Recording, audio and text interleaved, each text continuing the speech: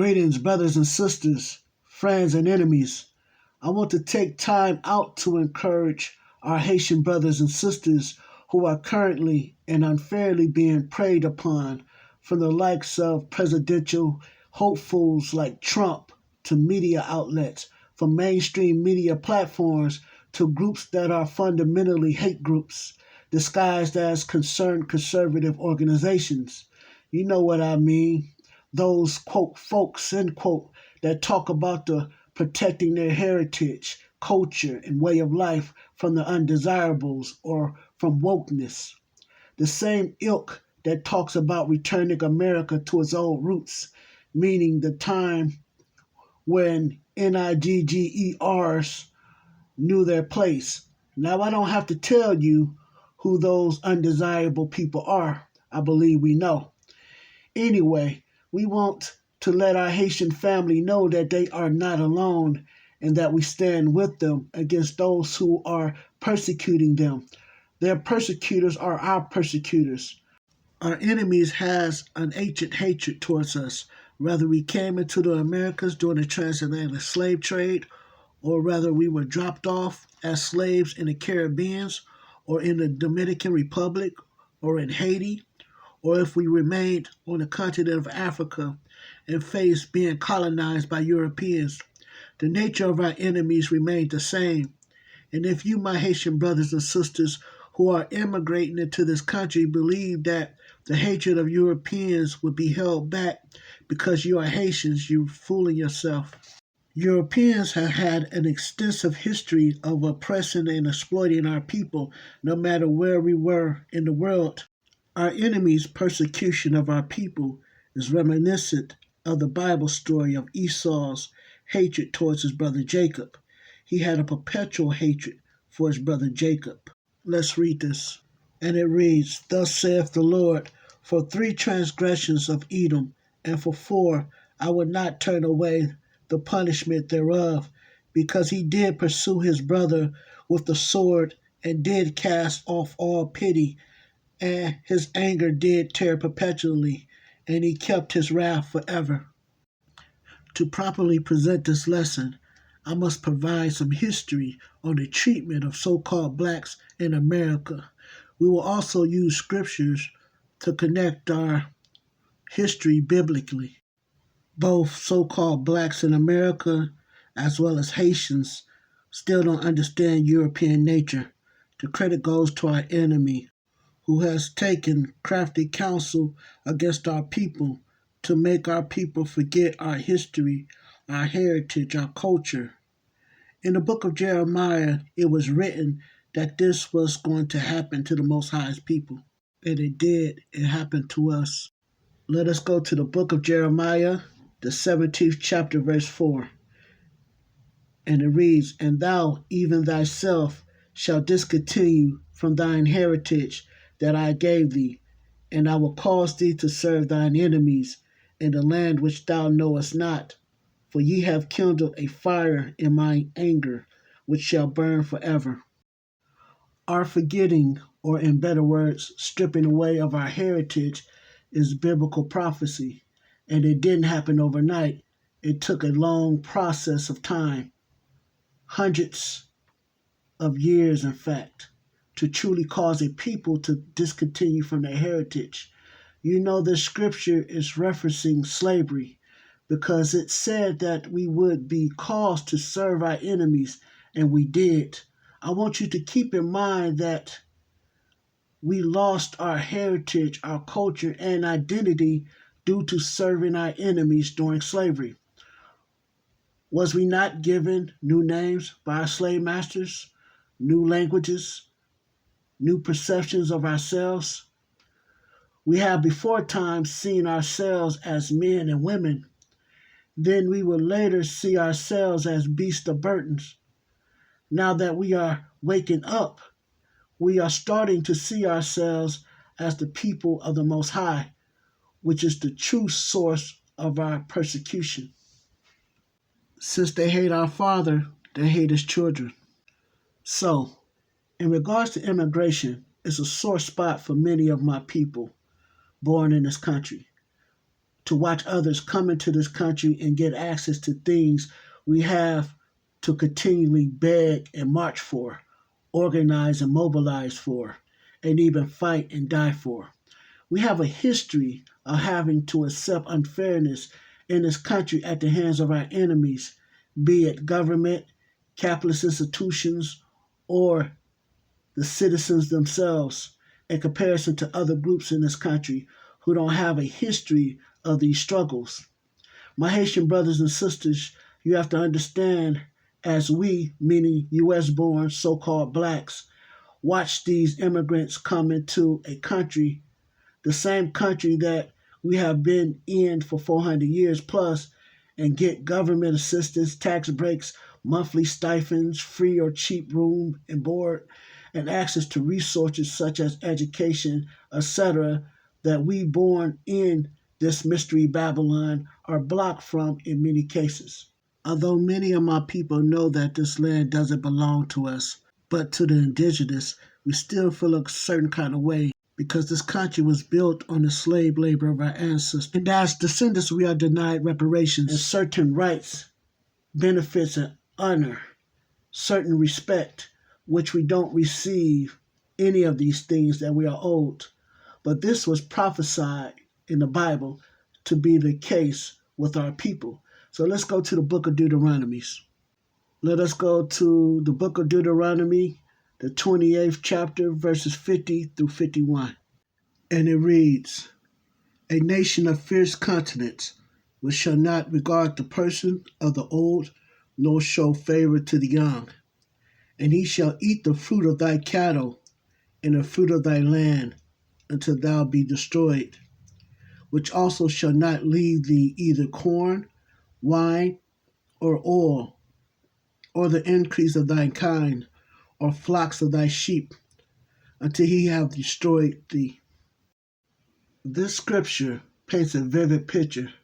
It talks about the nature of our enemies, how they wouldn't consider the young or the old when it comes to working us in their fields and performing our slave duties.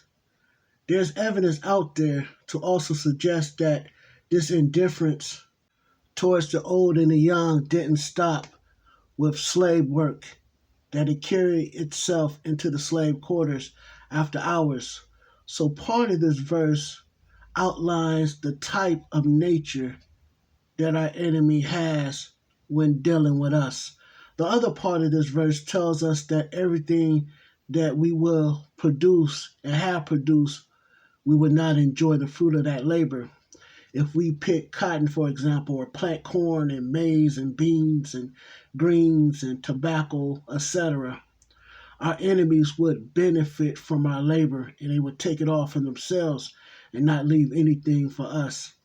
In other words, we wouldn't benefit from our own labor, which sounds a lot like slavery to me, right? And this would happen until our enemies, have destroyed us. And make no mistake, we have been destroyed as a people. Now, we haven't been wiped out, but we have had our culture and history and self-worth destroyed. The basis of who we are snatched away from us.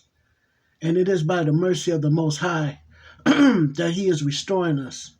In the book of Ezekiel, the Most High refers to his people as being dead in their graves. And in that chapter, he talks about how he's going to resurrect his people by breathing life into us, by bringing the dry bones together, by putting skin on the dry bones. Now you can read that in the 37th chapter of Ezekiel to get more details about this process. Now I said all that to say that we are a dead people, but we are currently being resurrected by the Most High.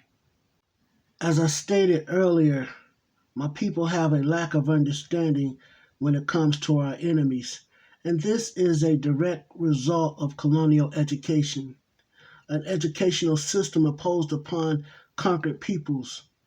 One of the hidden components of colonial education is not only that it conceals the oppressed people's true history and their true culture and promote the oppressor's history and their culture as being superior, colonial education also removes the puppet strings and the puppeteer out of the sight of the learner.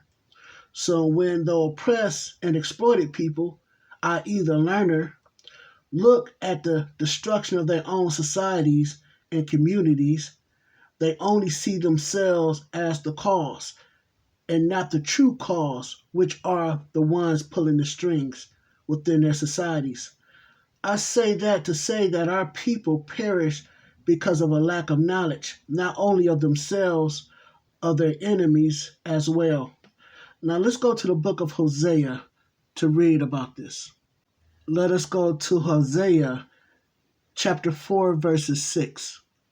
And it reads, My people are destroyed for a lack of knowledge. Because thou hast rejected knowledge, I will also reject thee, that thou shalt be no priest to me, seeing thou hast forgotten the law of thy God. I will also forget thy children. This scripture tells us that our people are destroyed because we at one point rejected knowledge. The question is, what knowledge did we reject? This is a lesson with a biblical answer. We rejected the ways of the Most High. We were instructed to obey the statutes, commandments, and laws of our Father, the Most High God. Some call him Yah. So we rejected the instructions of the Most High. And when doing so, we rejected knowledge. And as a byproduct, we was rejected. So-called blacks in America has historically watched outsiders come into the country that they live in and come into our very neighborhoods and in a short period of time surpass us and rule over us. This is another thing that has been prophesied in the Bible. Let us go to the book of Deuteronomy once again. Let us go to the book of Deuteronomy, the 28th chapter.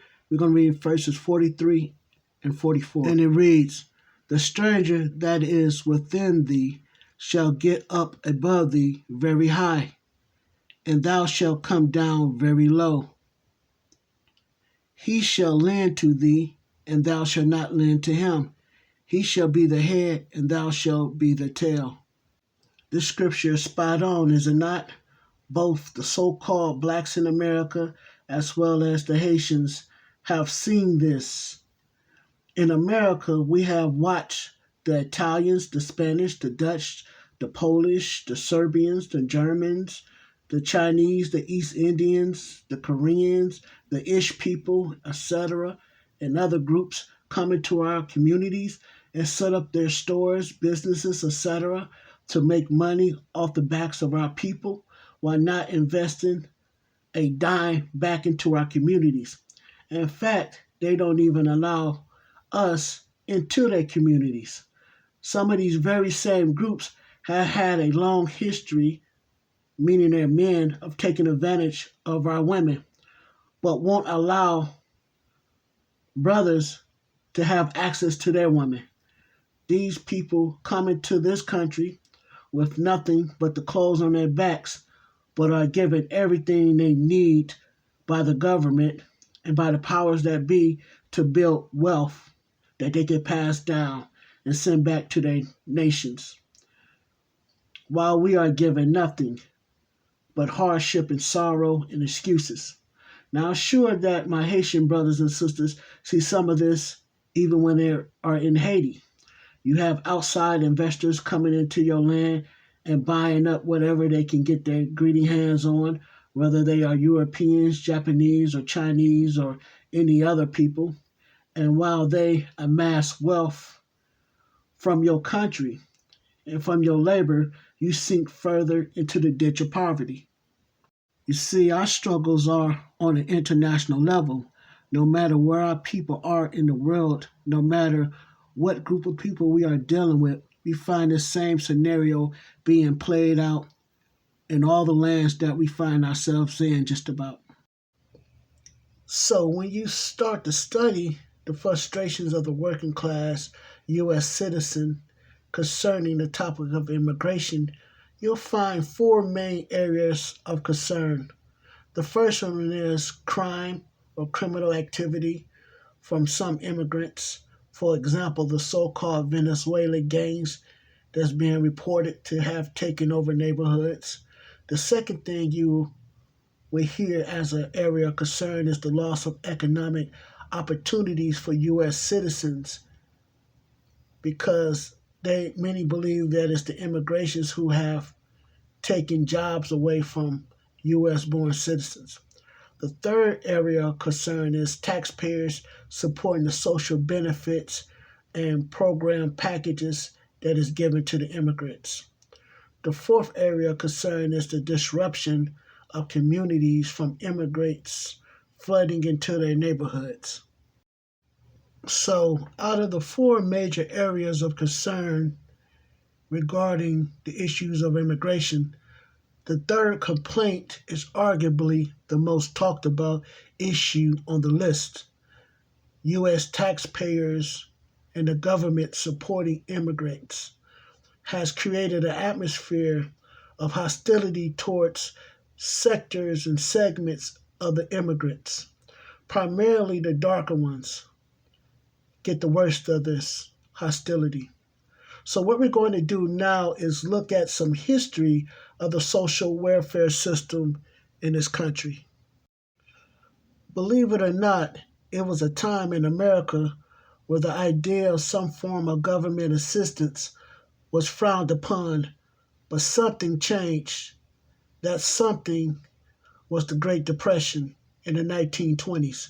Now, President Franklin D. Roosevelt didn't become president until 1932, but he knew that the nation was in trouble when he came into office. The very country was teetering and daring to tip itself over. There was a serious debate among the masses of the people discussing the viability of overthrowing capitalism, which many began to see it as not a viable economic system. In fact, there were communist supporters springing up in pockets in many parts of this nation. It was common in some areas to find socialist flyers and propaganda being put up throughout the country. Let's talk about a segment from a paper written by VCU Libraries, an article discussing the Great Depression and the growing poor class in America. Before we get into that, let me say that there were nonprofit organizations like Community Chest that worked to attend to the needs of the poor, but could not meet the demand of all the communities struggling with attaining basic essentials. In an article entitled Great Depression, American Social Policy, written by VCU Libraries under the Social Welfare History Project, it states that the, quote, state and local governments ultimately responsible for their poor throughout American history now look for financial assistance. What was needed was an expanded institutional partnership between the federal government and the other sectors of American society in promoting social welfare. In the past, the federal government had been active in other areas such as railroad development and war veteran pensions. However, the American belief, as earlier expressed by President Franklin Pierce to Dorothy Dix, was that the federal government should not be involved in providing poor relief, end quote. But the pressure put on the capitalist class and the captains of their industries, as well as the middle managers for the capitalist class, understood the possibility of capitalism being overthrown in America. They had to think rationally. For once, the communist and the socialist organizations propagandized about the benefits of social programming. Thus, the capitalist class were forced to cherry pick from the socialist platform to provide programs to U.S. citizens for the purpose of calming down their frustrations thus saving itself from its inevitable overthrow if they would have stayed the course. The capitalists, via the government, began to adopt certain social systems from the socialist platform.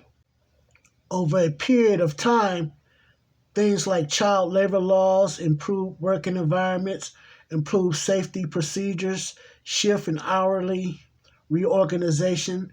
They also implement a host of worker benefits and even social welfare programs.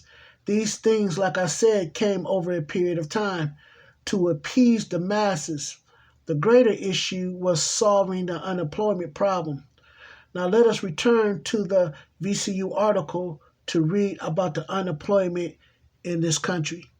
Quote, between 1929 and 1933, unemployment in the United States jumped from 3.2% to 24.9%, almost a quarter of the official labor force.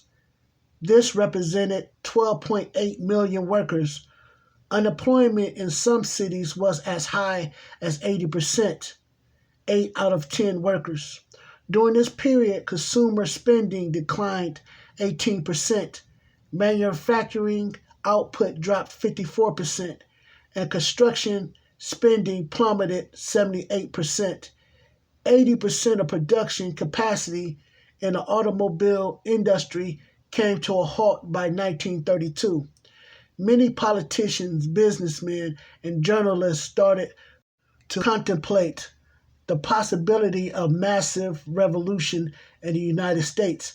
In fact, thousands of the most desperate unemployed workers began raiding food stores, reminiscent of the food riots during the breakdown of the feudal system in Europe, end quote. So, of course, the revisionists want to call this possible, quote, massive revolution, end quote, what it truly was, which was capitalism failing its people. And if capitalism was left on its own devices, it would eventually found itself dead on the doorsteps or near death. But there is an effort pushed by the capitalists and the revisionist historians to always make it seem like capitalism as a social economic system will in the end always work itself out. But during the Great Depression, this wasn't the case. They had to adopt socialist measures to save itself from its own destruction. Now, adopting social programs was one thing, but it's a whole other thing to revitalize the economy in this country. People were still out of work. Yeah, America was in trouble. The capitalist class in the industry needed a second wind, a new leash on life. They needed something that would calm the tides of a socialist overthrow. They needed some type of program that would put America back to work and provide new legislation and laws that would protect the most vulnerable. They needed a New Deal. The New Deal was signed in by President Franklin D. Roosevelt in 1933. He enacted the New Deal over a span of a few years, from 1933 to 1938. First, he tackled the primary issue within the country, which was the crash of big banking. He gave the banking industry new life by reopening some of the more sound banks, but he did it under the supervision of the Treasury. They made federal loans available to some of these banks. In an article entitled New Deal, found on Wikipedia site, it was stated that, quote, 3/4 of the banks in the Federal Reserve System reopened within 3 days. Billions of dollars in hoarded currency and gold flowed back into them within a month, thus stabilizing the banking system, end quote. So once the banking system was stabilized, the Roosevelt administration tackled other vital issues stemming from the Great Depression. The New Deal, in a sense, became a stimulus package which would save the country from being thrown into anarchy. This was similar to what President Obama did between the years 2008 and 2009 with the bailout of industries. Industries Wall Street and economists felt was too big to fail. These bailouts became vital to saving the economy, which was at that time a house of cards collapsing under its own weight. Howbeit, bailing out industries was one thing, it was a whole entirely other thing to deal with the effects from Wall Street corruption, corporate greed, money mismanagement of companies, and the predatory subprime loans debacle, which all played a role forcing funds to be invested into welfare programs, etc. The Recovery and Reinvestment Act provided a second life to big banking, as well as to the auto industry and the housing industries. As a byproduct of this bailout, new conditions became necessary to keep the system of capitalism from becoming too predatory once again. For example, in the auto industry, cars made after 2009 had to be made better and more efficient prior to the older models. This is particularly why there is a rule of thumb when buying a used car even to this day. The rule of thumb is if you are buying a used car, make sure it's after the year 2008 and 2009 because of the auto bailout forced these new auto standards, forcing automakers to make sure their vehicles are better built and more gas efficient.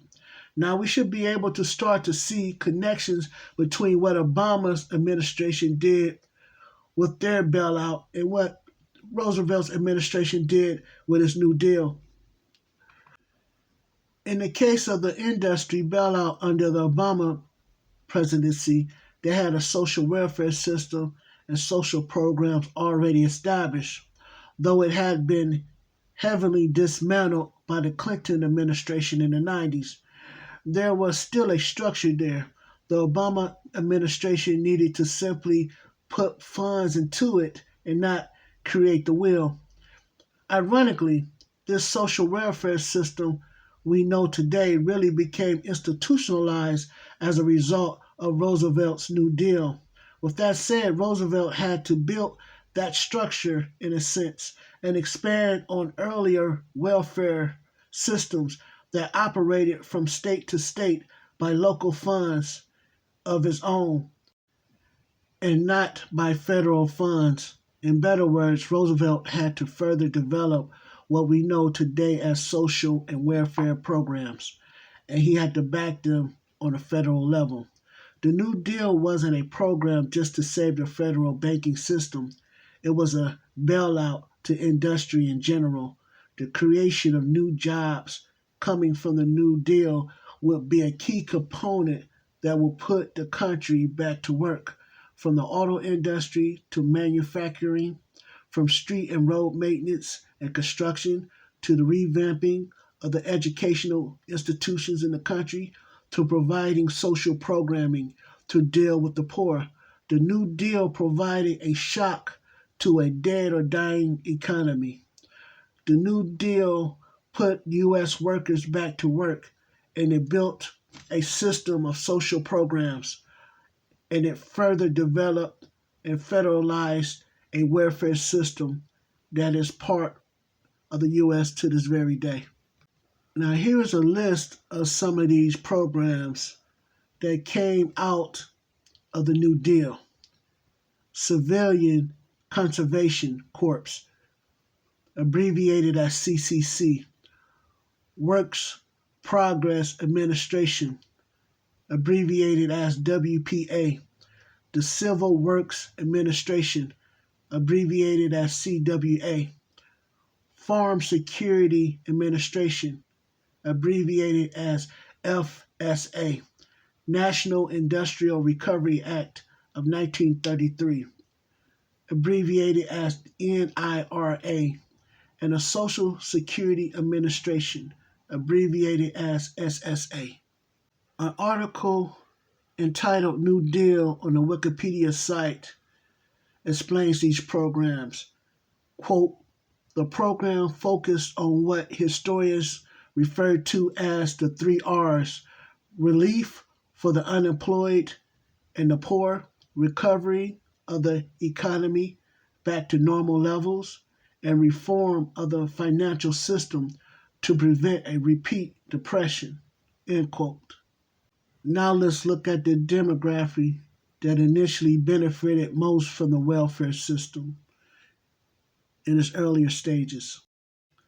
Let me first start off by stating that as late as 2019, some data shows that whites still benefit from welfare more than any other group, according to the Urban Institute.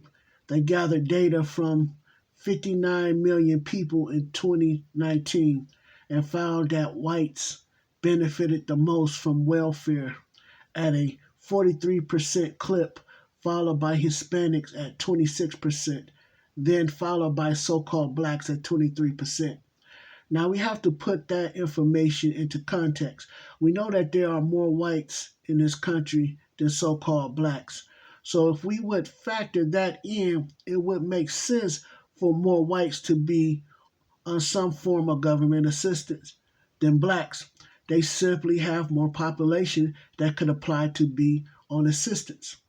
But if you factor in the number of opportunity to apply for benefits with the number of available people that make up that particular group in the country, that study could show a different result. Whites could be at the very bottom of those groups who receive benefits, and so-called blacks could be at the very top. See, metrics can be deceiving in a way, depending on the motivation behind the person or group evaluating the study. Some evaluators use different factors to get the desired statistics. So who was the main demography that made up early welfare system users? It's an important question to pose because within that question we can speculate with reason who were those early benefactors of the welfare system was and who this system was meant for. We know that the federalized version of welfare came out of the New Deal, specifically the Social Security Act of 1935. For the purpose of being accurate as possible, there was an earlier form of welfare which existed before the Great Depression. This earlier predecessor, however, was not funded on a federal level. It was organized by organizations, mostly privatized organizations, and groups that worked out of charity. Also, some local governments would play a role in offering aid. For example, if there was some type of national disaster in a state, that specific county could try to pull their own resources together to attend to the demand from that disaster. There was no type of centralized body in this point in history.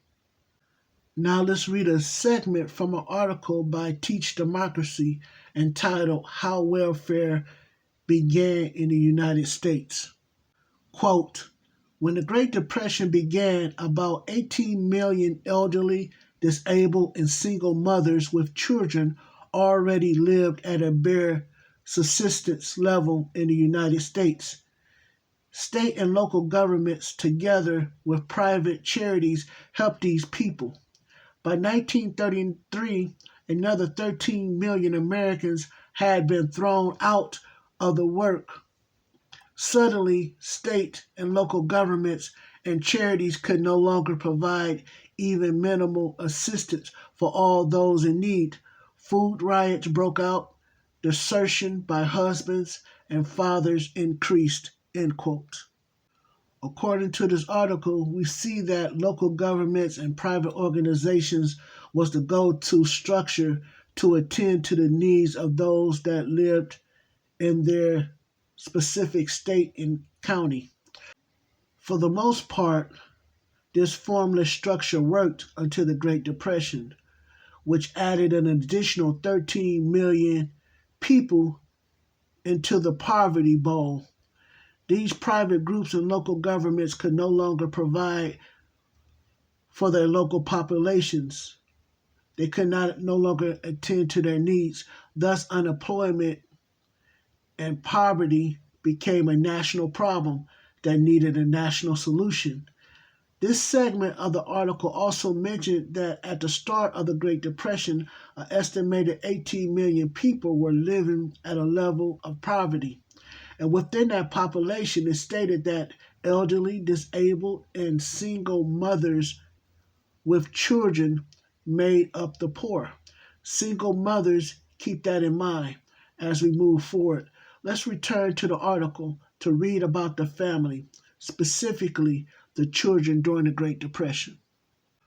Quote, the effect of the Depression on the poor children was particularly severe. Grace Abbott, head of the Federal Children's Bureau, reported that in the spring of 1933, 20% of the nation's schools' children showed evidence of poor nutrition, housing, and medical care.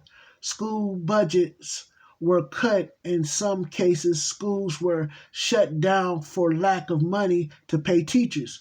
An estimated 200,000 boys left home to wander the streets and beg because of the poor economic conditions of their families, end quote.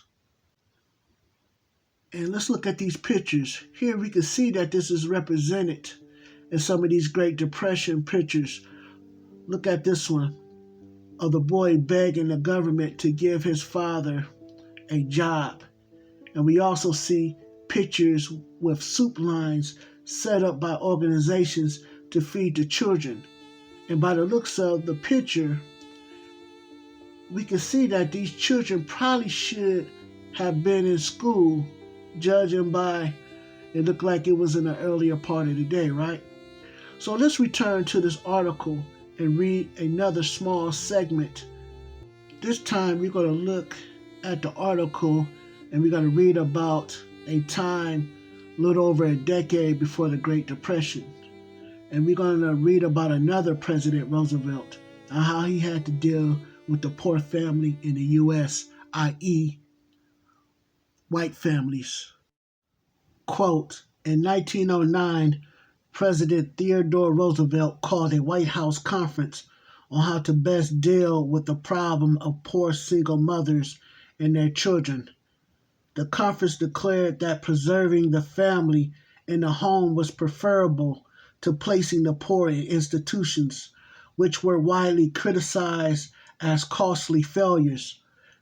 Starting with Illinois in 1911, the quote, mother's pension, end quote, movement sought to provide state aid for poor fatherless children who would remain in their own homes cared for by their mothers. In effect, poor single mothers would be excused from working outside the home.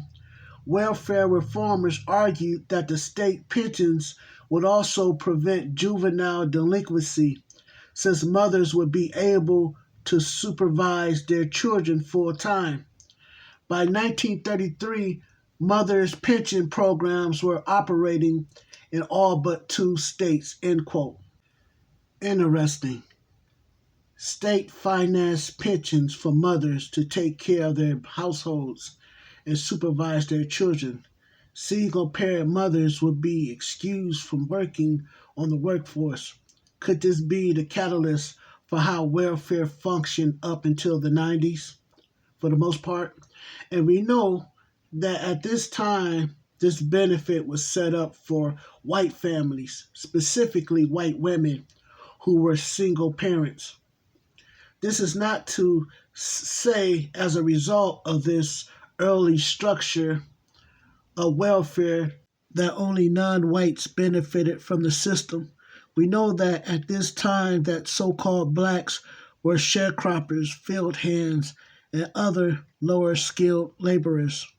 We also know that so-called blacks at this time was all but alienated from the overall American system. So the family structure that Theodore Roosevelt was concerned with saving was the poor white family structure. Yeah, states thought it better to pay single mothers a pension to allow them to take care of home and raise their children versus institutionalizing poor white families. Now, fast forward to today's times. We know that the system of capitalism and white supremacy didn't have the same concerns when it came to our people. Why else do you have a prison to pipeline system? What's the prison to pipeline system, you ask? Well, it's an industry in its own right, benefiting investors and owners of privatized prisons, where they take advantage of oppressed and exploited communities stuck in institutionalized poverty. Privatized prisons take advantage of systematic oppression and exploitation, which have led to systemic poverty, specifically in our case in the so-called black community. It's a brilliant, dastardly program when you think about it. You see, the oppressive and exploitative system of capitalism purposely established a system that denies my people access to the most basic things for survival and societal growth, things other communities are given, such as proper education alongside economic opportunities, political power, civil services that fight and protect their needs, programs and institutions that promote their best interests. Without the ability, you see, to provide for ourselves and our loved ones, some people within our communities are guided by an unseen hand into a lifestyle of crime. And with a lack of economic and political power, a poverty base forms. When low self-esteem as well as a crab in the barrel mentality develops, the people sink further and further into cannibalism. Yeah, a society, a community would turn on itself and eat itself alive. Now what you end up having is a system that embraces the self-interest over the group interest. Yeah, the individual is more important than the collective. Now you have people competing with one another instead of cooperating with one another. And in a situation like that, crime festers and grows. Yeah, you have people within that very same community preying on one another, which lead into a spillover of fresh meat going into the prison system. The lack of education ensures backwardness, ignorance, and a lack of self-worth. And as we have seen, a people or a person who doesn't respect themselves will engage in self-destructive behavior that in turn will lead to a never-ending supply of so-called black and brown bodies going into the prison system. This prison to pipeline system enriches the owners of privatized prisons and their investors. I didn't even mention the racist legislation and the role it plays in sending our young people into the prison system, i.e., harsher laws against so-called black crime versus so-called white crimes. Using that as an example, we can see that you get more time for selling crack and using crack than you do selling cocaine, the soft form, or using it. Yeah, U.S. legislation is filled with such discrepancies.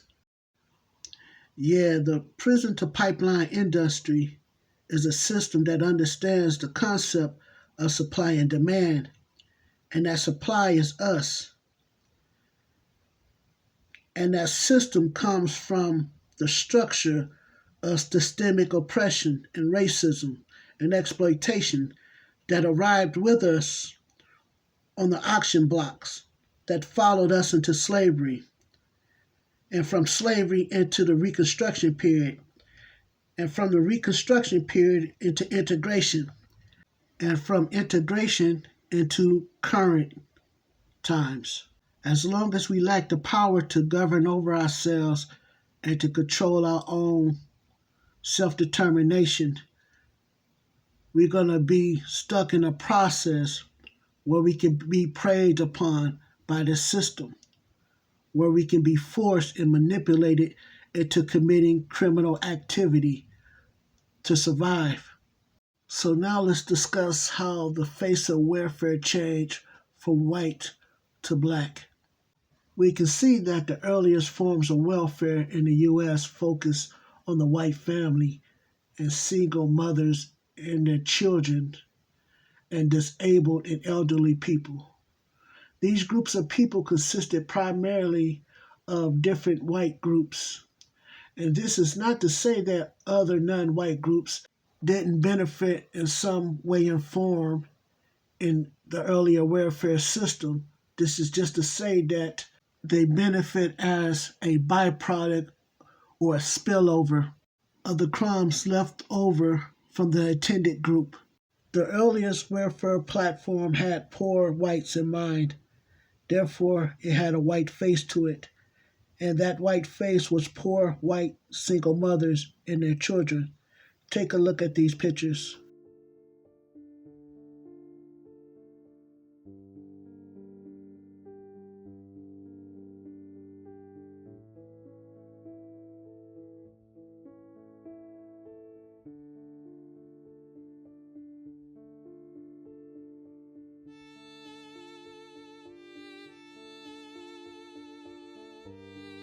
Yeah, these are just some of the pictures you'll find if you do a deep dive into poverty in the U.S., especially around the Great Depression time. So, how did the face of poverty and government assistance in America go from a white face to a black face, primarily black women and their children? To answer this question, it actually deserves a lesson of its own. And for time's sakes, I can't give a full lesson on this right now, but I will sum it up so that we can at least have a basic understanding of this question. Let's revisit some things. Now, we have established that the early welfare system prior to the Great Depression was funded by local government as well as private organizations, and for a while this worked until the Great Depression, which forced a systematic structure funded by the federal government to come into form. We also have seen that the early face of welfare and government assistance was poor white families, specifically single mothers and their children, and also disabled people and elderly people. Now we will touch on the transferring of the image of welfare from white to black. I remember working for this company once, and I found out at some point that they have filed bankruptcy 2 or 3 times in their history. And each time that they filed bankruptcy, they changed their name slightly. And this company, though they filed bankruptcy, was able to keep their resources and assets and even be able to keep their business structure. Now, there was a loophole that it was explained to me within bankruptcy that this particular company used to exploit. Under the old system of bankruptcy, companies was able to take out credit, loans, get credit cards, and buy equipment and those things that was necessary to run a company, and that they will file bankruptcy at some point in time, and they will move some things around so that they can keep their assets, and then they would restart the company under a different name. But in essence, it was the same business. Eventually, I found out that this was a business model that was normally practiced mostly by, white businessmen in particular. That it was like a inside secret and an inside practice. At some point in time, when so-called blacks started to really get into the business of creating businesses on a larger scale, they too discovered this same bankruptcy loophole. And when this information became known to the so-called black business community and they started to benefit from this practice, something happened. The system of bankruptcy changed and made it difficult moving forward to file bankruptcy and hold on to your assets. So what changed? This had been a practice that many business people beforehand used to utilize. Well, what changed was the so-called black business community started to utilize this loophole themselves. Now, this very same practice is now looked upon as a system of fraud, and they had to make changes to pretty much end the old way of filing for bankruptcy. Well, this is what pretty much happened to the welfare system. The moment so-called blacks started to benefit from it on a certain level, it had to be changed. And that is what Bill Clinton aimed to do, and he did it during his administration. Let's go back to the article about how welfare began in the United States. Now, keep in mind that the version of welfare that existed prior to the Great Depression focused on single mothers, disabled persons, and the elderly. And the funding of this aid came from local government and on the local level, which also meant that the funding varied from state to state. It depended on the discretionary funds that that particular state could come up with in times of trouble. In other words, there was no cross-the-board fixed amount of money set aside between the states to deal with issues as they arise. The older funding came from private organizations. At this time, it was primarily poor whites, particularly white women who were single parents, who made up the majority of their efforts. Once the Great Depression hit in the late 1920s, the unemployment was so high that President Roosevelt had to implement a government plan not only to stop big banking from bleeding out and fading away into obscurity. This government plan had to create new jobs and get the other industries back functioning on a high level again. The last main part of the government plan was to build up social programming in America that would provide for the needs caused by the Great Depression, primarily high unemployment, and the poor and needy people suffering from unemployment tallied in the millions. We know that many of the ideas for this revamped national social program being formed by the New Deal was borrowed from socialist platforms. We know that in this period in American history, welfare was primarily geared towards the protection of poor white families, and as a byproduct of this reality, welfare, government assistance, it all had a white face to it. Think about how hard it would have been around this time if the welfare system had a black face to it. Do you think that they could get the white citizenship to be behind this new program? Keep in mind, there was no integration in those days. We know that integration of the so-called blacks into the greater American infrastructure, which was white, did not start to take root till around 1954 with the Brown versus Board of Education Supreme Court case. So we know that the idea of integrating into the broader American economy, the educational system, and into the government wasn't a real discussion taking place, at least not on a national level. In fact, it was primarily a conversation amongst the so-called black community.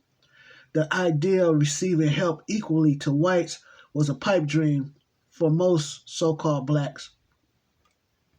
The black community in the 1930s understood that the help that they would receive from the government would be provided to them after they attended to their primary focus, which was poor whites. It's my personal opinion that so-called blacks dealt with the devastation from the Great Depression better than whites because they have had a historical struggle with having a lack of the material comforts of life. Remember, coming out of slavery, they were so-called freed into a capitalist system without a dollar to their name. The Negro community simply had more practice with stretching limited resources and probably better organization, working with one another to make every resource count, while whites, even the poor whites class, still enjoyed a system that promoted the best interests for whites. This allowed for poor whites to still enjoy certain advantages. So when the economy collapsed from the Great Depression, many whites haven't had much experience making a dollar stretch, making limited resources stretch in comparison to so-called blacks. This is not to say that poor whites did not go through lean weeks, months, and even years. This is to say that they had hope that it wouldn't be a perpetual reality for them. But the Great Depression changed that. Whites, in particular, poor whites, had to start comprehending that their poverty may not have an end to it. This thinking is why the capitalists became afraid, because whites were losing hope that the system of capitalism could provide for their communities and families. When you think about it, that's probably why socialist and communist organizations and their philosophies began to gain ground within the country. Whites began to look into it more. The sounds of free healthcare, free education, the government making sure that the needs of their populace is being met probably sound real good to them. Yeah, these things began to sound real good to those whites dealing with empty stomachs and those cold drafts moving through their homes. In my opinion, that's why the New Deal had to include a system that dealt with national government assistance and a form of welfare that was funded federally on a national level. In a way, these new social programs coming out of the New Deal was like a fire extinguisher that helped put out the socialist and communist fire threatening to burn down the capitalist house. I also theorize that these social programs became to whites, especially poor whites, as like a peace offering to them from the government and a type of assurance that the government would always have this system or something like it in place to provide the basics needs for whites in times of drought, that there wouldn't be another Great Depression situation where there was no hope of relief coming. It's interesting. Whites in the U.S. have had this history. It's actually a complex history about their feelings towards the government stepping in and helping versus the government having a hands-off approach. But I think when the Great Depression happened, I think things changed for many whites. I believe that they believed that it was a time where it's acceptable for the government to step in and to take care of the needs of the people. That's why I believe for some whites that they look at the system of welfare or any type of government relief on an unconscious level, meaning they are not conscious of it. I think they look at this system as a sort of break the glass in case of emergency type system. Think about it. We don't have to go that far back in history when we've seen situations where the economy needed a lifeline and we got stimulus checks so that we can go give the economy a boost. Or look at the situation where there's some type of demic, I would say, where the whole world was shut down and stuff like that, and then people turned to the government looking for some type of relief. This is sort of how I think many whites have internalized social welfare systems. And like I said, I don't think this is something that they think of on a conscious level. I think it's an unconscious thing, sort of like a reaction And I don't think it's just whites too. I think it's citizens of this country in general that feel this way. And I think when some whites look at the system and see people that's routinely on the system, I think they look at it like, well, this ain't a break the glass in a case of emergency type situation. How come you can't get off this system? And they start looking at the people that's on the system as a drain to the system and to the taxpayer. Yet in their analysis, they don't factor in that the poor within their own group are able to get off the system or not even having to get on the system in the first place. And this is because of institutionalized racism, oppression, and exploitation of black and brown people that allow for them to be elevated above everybody else. They never look at the reality that the system is set up to benefit them, that whites are at the top of the pyramid when it comes to political power, economic power, etc. They are the first hired and the highest paid. They get opportunities that others don't. In fact, when whites find themselves stuck in this perpetual loop of government assistance and welfare, they are seen by other whites as wasters of white privilege. Now, this is not a conversation they may say out openly, but it is a conversation. And when these things are looked at, we have to factor in the role of white privilege and the benefits that come from it. Because when you don't do that, you miss the bigger picture. So when so-called blacks and other non-whites began to gain access to this system, now the system become a burden in the eyes of many whites. So allow me to get the train back on its tracks. So as social programs in the United States started to materialize and take form after the New Deal, we started to see social programs start to expand itself and be utilized beyond economic woes and emergency situations. Yeah, the system of government assistance and welfare became an institution for poor people, similar to school buildings to students. It became necessary to deal with the unevenness within this capitalist society. This means that many non-whites who struggle with acquiring the basic needs began to flood into the system for help. Even immigrants began applying for government aid. Immigrants coming from Europe began getting resources from the system, as well as other immigrants coming from other areas. There was no real outcry from the white populace really until the so-called black community started to make up a large part of the demography signing up for government assistance and welfare. Then the system of welfare and government assistance was seen as a drain to taxpayers and the government structure. At this point, the transformation of the welfare system, perception-wise, from white to black began to happen. Yeah, conversations began to start to take place about dismantling the entire welfare system, or at least revamping it. By the 1960s, welfare in some form and shape began to be a staple in the so-called black community. And with this reality, a stigma was placed upon the welfare / government assistance system. Now that so-called blacks were becoming the face of welfare, blacks began to be synonymous with welfare.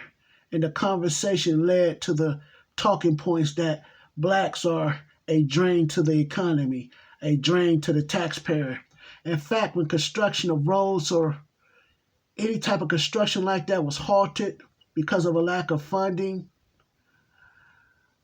it was blamed on so-called blacks draining the economy and the government. Yeah, any situation where funding was lacking, it was blamed on the so-called black people, misusing welfare and abusing the system. The conversation of broken families is purely placed on so-called black men being undisciplined with their seed, spreading it to many women, creating many fatherless children. They would say that the so-called black woman was whorish and couldn't keep her legs closed. However, they don't mention the systematic destruction of the black community, the black image, the discrimination when it comes to jobs.